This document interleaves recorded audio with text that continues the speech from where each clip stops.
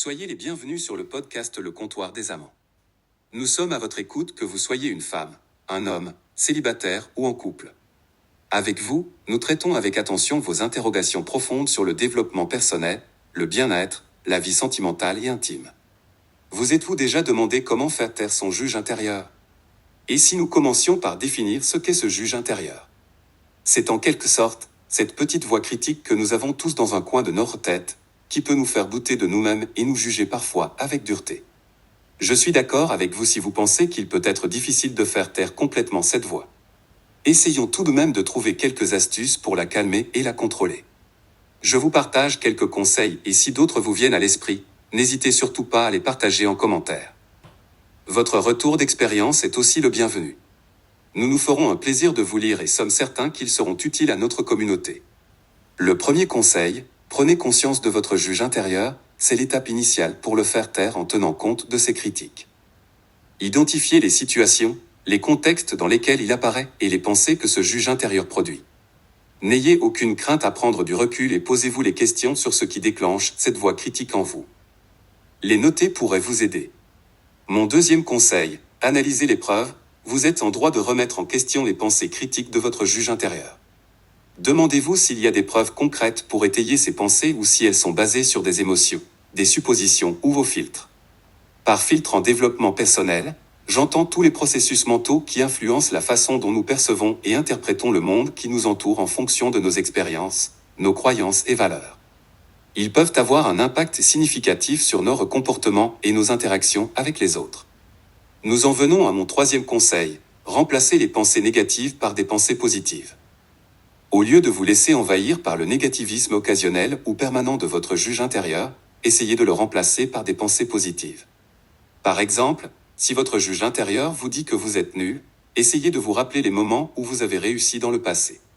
S'il vous dit que vous n'êtes pas à votre avantage physique, ne vous attardez pas sur votre impression globale. Observez-vous mieux et appréciez certains détails plaisants, votre regard, votre sourire, vos cheveux, votre peau. C'est parfois difficile au départ. Ne vous découragez pas et essayez de jouer le jeu. Notre quatrième conseil nous tient à cœur. Traitez-vous avec bienveillance, traitez-vous avec la même gentillesse que vous le feriez avec un ami ou un être cher. Évitez de vous critiquer de manière négative et encouragez-vous à chaque étape du chemin, avec constance, cela vous fera du bien. Nous en venons à notre cinquième conseil, pratiquez des techniques de respiration, la méditation et la pleine conscience. La méditation et la pleine conscience peuvent aider à calmer votre esprit et à réduire le bruit mental. Elles peuvent aussi vous aider à vous concentrer sur le moment présent et à vous détacher des pensées critiques. Vous apprenez à observer vos pensées sans vous y attacher. Vous pouvez par exemple retrouver des vidéos gratuites de techniques de respiration ou de méditation sur la chaîne de l'application Petit Bambou. Notre sixième conseil et nous sommes sûrs que vous l'avez déjà entendu. Ce sera peut-être juste une piqûre de rappel. Faites attention à votre langage corporel, il peut vous aider à vous sentir plus confiante ou confiant et à faire taire votre juge intérieur. Tenez-vous droit, souriez, oui le sourire est si important. Respirez profondément pour vous sentir plus calme et plus confiant. C'est notre avant-dernier conseil sur le thème d'aujourd'hui. Parler à une personne de confiance, c'est parfois un ami, un membre de votre famille si vous êtes à l'aise ou aussi un conseiller qui pourra vous aider à traiter vos pensées négatives et à vous sentir plus positif. Ne l'oubliez pas, faire appel à un spécialiste de l'accompagnement n'a rien de honteux. Il s'agit avant tout d'une démarche courageuse et constructive pour travailler sur soi, résoudre des problèmes émotionnels ou comportementaux et améliorer sa qualité de vie.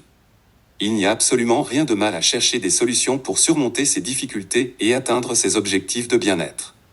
Nous en venons à notre dernier conseil pour aujourd'hui et aurons l'occasion de développer davantage ce point important dans nos prochains podcasts. Pardonnez-vous. Apprenez à vous pardonner pour vos faiblesses, vos erreurs et ce que vous considérez comme un faux pas. Rappelez-vous que personne n'est parfait, que l'erreur est bien humaine et fait partie intégrante de notre processus d'apprentissage et de croissance.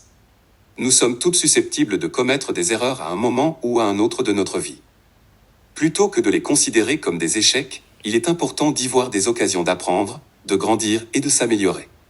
Pour conclure, nous dirons que faire taire votre juge intérieur peut être un processus continu.